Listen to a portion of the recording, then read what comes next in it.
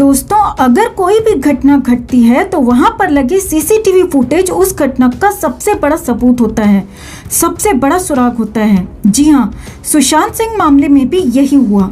लगभग 3 महीने बाद सीबीआई के हाथ में एक ऐसा सबूत लगा है जिसके बाद सीबीआई के भी रोंगटे खड़े हो गए हैं। दोस्तों, हम आज आपको पूरा क्लियर कर देंगे, पूरा सबूत आपके सामने रखेंगे कि किस तरीके से सुशांत के खिलाफ साजिश हुई थी और उन्हें खत्म करने वालों में कौन कौन लोग शामिल हैं। इस वक्त पूरी दुनिया सुशांत के पक्ष में आवाज बुलंद कर रही है। अगर आप भी सुशांत के समर्थक हैं, उन्हें इंसाफ दिलाना चाहते हैं तो कमेंट में जरूर लिखें जस्टिस फॉर सुशांत। सुशांत के दोषी इतने शातिर थे दोस्तों कि वो लगातार इस मामले को कोई और ही रूप देने की कोशिश कर रहे थे और वो लगभग कामयाब भी हो गए थे। लेकिन सुशांत के फैंस ने एक साथ आवाज बुलंद की और सरकार और प्रशासन सीबीआई जांच के लिए मजबूर हो गए। जब ये मामला सीबीआई के हाथ में गया, तब से सुशांत और दिशा के आरोपी गीदड़ की तरह मांद में घुसकर छिपने लगे। लेकिन सीबीआई और एनसीबी उन गीदड़ों को मांद से निकाल कर जेल में बंद कर रही है। कुछ लोग रिया के समर्थक यही कह रहे थे कि रिया बेचारी निर्दोष है और कुछ न्यूज चैनल्स भी रिया को सपोर्ट कर रहे थे। लेकिन एनसीबी ने रिया के भाई शौविक और पूरी टीम को एक के बाद एक जेल में डालना शुरू किया। तो वैसे लोग जो रिया के समर्थन में आ रहे थे, उनके मुंह पर अब लगभग ताला लग चुका है और पूरा देश यही कह रहा है कि सुशांत केस के पीछे रिया और उसकी पूरी गैंग का हाथ है और बॉलीवुड के माफिया और सरकार के सहयोग से इस पूरे मामले को अलग ही एंगल देने की कोशिश की गई। दोस्तों, दिशा के साथ क्या हुआ ये अब पूरी दुनिया को पता चल चुका है। दिशा को खत्म करने के बाद उन्हें बिल्डिंग से फेंका गया था। बिल्डिंग से करीब 20 फुट की दूरी पर वो मिली थी, यानी कि उन्हें जोर से फेंका गया था। अगर कोई खुद कूदता है दोस्तों, तो बिल्डिंग के बेस से 20 फुट की दूरी पर वो नहीं गिरेगा, बिल्डिंग के करीब ही गिरेगा, उसकी दीवार के करीब गिरेगा। दोस्तों, आप देखें दिशा मामले को भी किस तरीके से मुंबई पुलिस ने सरकार के साथ मिलकर, जी हाँ, सरकार के साथ मिलकर इस पूरे मामले को रफा दफा करने की कोशिश की और अलग एंगल दिया। और पूरी दुनिया अब तक यही जान रही थी कि दिशा ने खुद दुनिया को अलविदा कह दिया है। जब सीबीआई सुशांत के मामले को खंगालना शुरू करती है, तब सुशांत केस से दिशा मामले का कनेक्शन भी जुड़ जाता है। सुशांत हादसे की कहानी 8 जून को ही शुरू हो चुकी थी दोस्तों, जिसमें रिया सुशांत का घर छोड़कर अपने घर चली जाती है और उसी दिन, जी हाँ, उसी दिन दिशा के साथ वो सब होता है।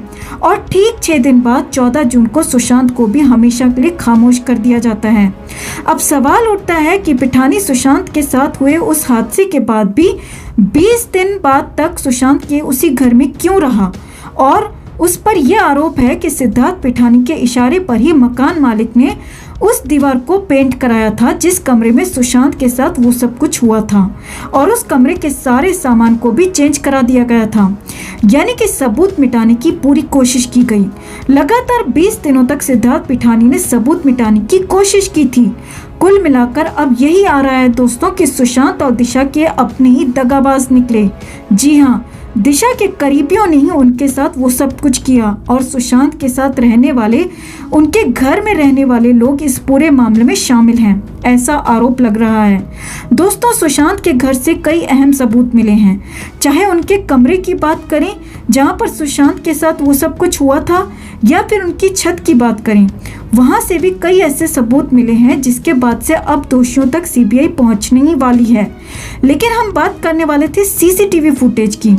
पूरी दुनिया यही कह रही है कि सुशांत 4.5 लाख पर मंथ किराए की बिल्डिंग में रहते थे, वहां पर सीसीटीवी कैमरा जरूर लगा होगा। तो फिर उस दिन, जी हाँ, उस दिन की सीसीटीवी फुटेज में आखिर क्या आया था।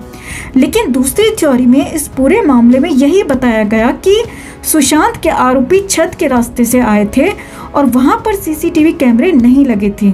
लेकिन अब जो एक मीडिया खबर में दावा किया जा रहा है, उसके मुताबिक सुशांत के उस दिन की पूरी घटना सीसीटीवी में कैद हो चुकी है दोस्तों। तो हम आज आपके सामने इसका भी खुलासा करेंगे कि किस तरीके से सुशांत के साथ वो सब कुछ हुआ।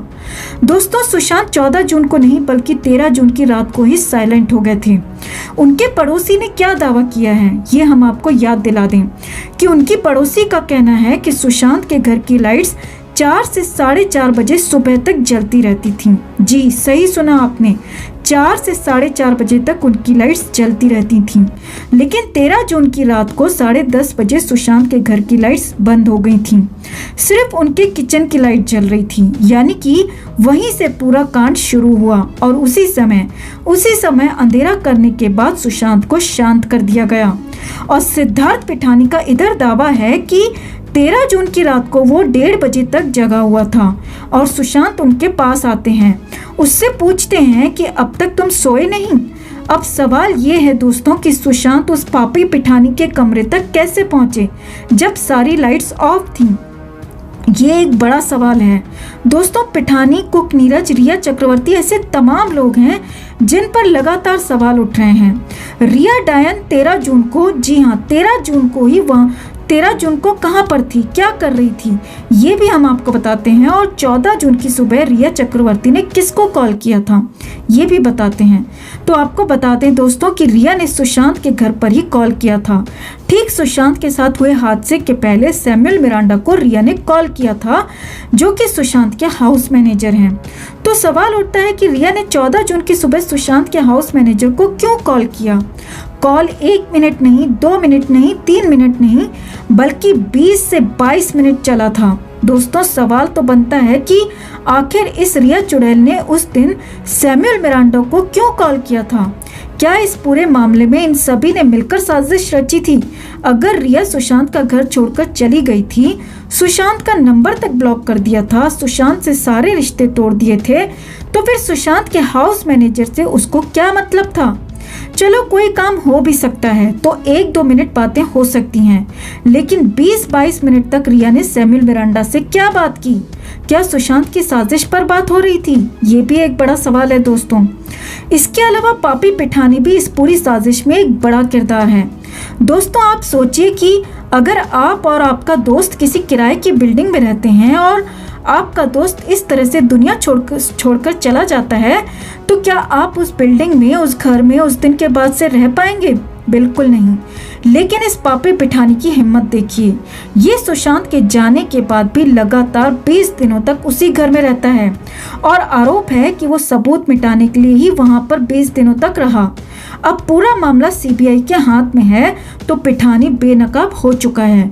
रिया चक्रवर्ती पर भी कई संगीन इल्जाम लग चुके हैं। उस पर ड्रग लेन देन, ड्रग का सेवन करने का इल्जाम लगा है, सुशांत को ड्रग देने का इल्जाम लगा है। तो इस तरह से सुशांत की साजिश के पीछे, उनके साथ जो कुछ भी हुआ उसके पीछे रिया और पिठानी सबसे बड़े अहम किरदार नजर आते हैं और ये अब जग जाहिर हो चुका है। बता दें कि सीबीआई भी अब अपनी जांच में लगी हुई है और लगातार पिठानी, नीरज, केशव, दीपेश से पूछताछ कर रही है, जो उस वक्त सुशांत के साथ उस घर में मौजूद थे। और इस मामले की एनसीबी, सीबीआई, ईडी और अब एनआईए भी अपने अपने एंगल से जांच कर रही है। अब देखना होगा दोस्तों कि कब तक सुशांत के दोषी बचते हैं। दोस्तों सत्य की विजय जरूर होगी। इस वीडियो को ज्यादा से ज्यादा शेयर कीजिए ताकि सुशांत सिंह राजपूत के पक्ष में जो हम आवाज बुलंद कर रहे हैं, उनको न्याय दिलाने की कोशिश कर रहे हैं, उसमें हमारी मदद हो सके।